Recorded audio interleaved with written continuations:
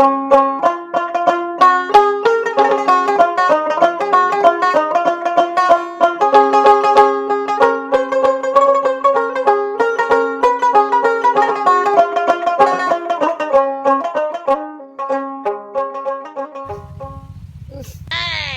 ঘুঘু গন্ধ বেরোচ্ছে মনে হচ্ছে। কি করে রঘু কোথায় গেল? রঘু রঘু রঘু সকাল সকাল কে আগলো মাঠে? রঘু কোথায় গেল? রঘু মালিক এই তো আমি।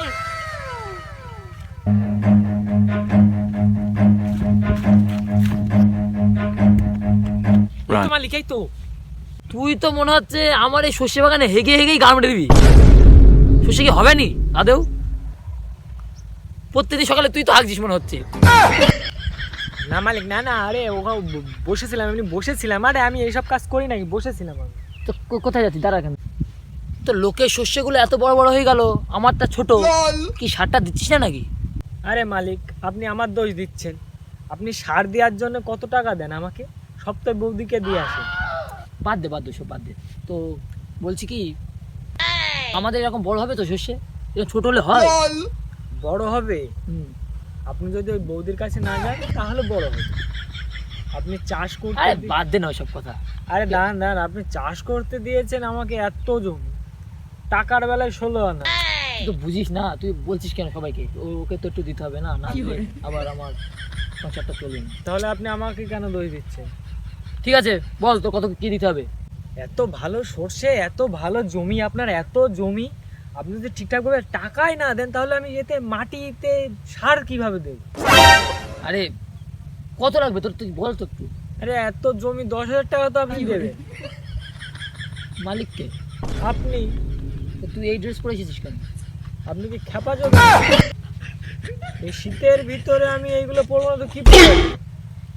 আপনার মতো কিপটা থরি নাকি আমি যে জামা কাপড় পরে নোংরা হয়ে যাওয়ার ভয়তে, কাঁচার ভয়তে এগুলো পরবো না। তুই কোথায় কোথায় কোথায় যাচ্ছিস? শোন তোর সাথে কথা আছে।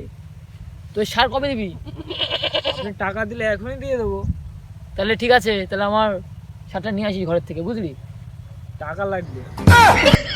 কত দিতে হবে? 10,000? 10,000 দিলে হয়ে যাবে। ও ঠিক আছে, একটু ভালো করে দেখিস। হ্যাঁ, একটু যেন ভালো হয়, বড় বড় হয়, না হলে তো আবার লোকে কিনবে না। আরে কিনবে। আপনি একটু ওখানে যা কম করে দিলে তবেই না এদিকে ধ্যান আসবে আপনার। শোন এসব কথা যেন তোর বৌমণিকে না বলিস, বুঝলি? তোর বৌমণি যদি শুনে আমারও তা। আরে বলবো না, আপনি মাঝে সাথে তো আমাকেও নিয়ে যেতে পারেন। কি না মানে ছাড় দিতে হবে টাকা পয়সা। ঠিক আছে, আমি আজকে সন্ধ্যেবেলায় তোর টাকাটা দিয়ে দিচ্ছি, বুঝলি? ঠিক আছে, তুই যা দেখ এদিকে শস্যগুলো কি হলো দেখ। মালিককে আবার ওইদিকে কথা বলছে, শিক্ষাটা ভালো করে নেয়নি।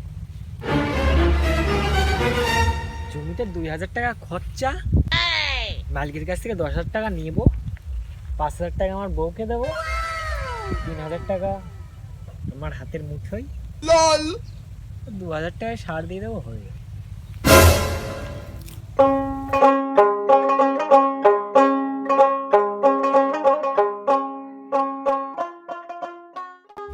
তাহলে তুই কাজ কর, আমি মেশিনটা দেখে আসি কেমন জল উঠছে, বুঝলি? আবার তো ধানের বুয়ে কাদা করতে হবে, যাই দেখে আসি। তুই কাজ কর। হ্যাঁ চুদির ভাই, মালিক ঠিক আছে যান। আরে আমার জমি তো খরা ধরে গিয়েছে, লোকের দেশের জমির খরা সব মনে হচ্ছে আমার এখানে। মেশিনটার কি অবস্থা? রঘু! হ্যাঁ মালিক, আসছি।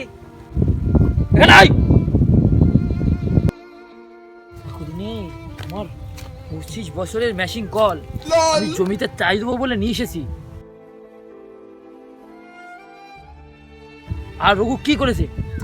রঘু আসলি না, তাড়াতাড়ি আয়। সব শেষ করে দিল।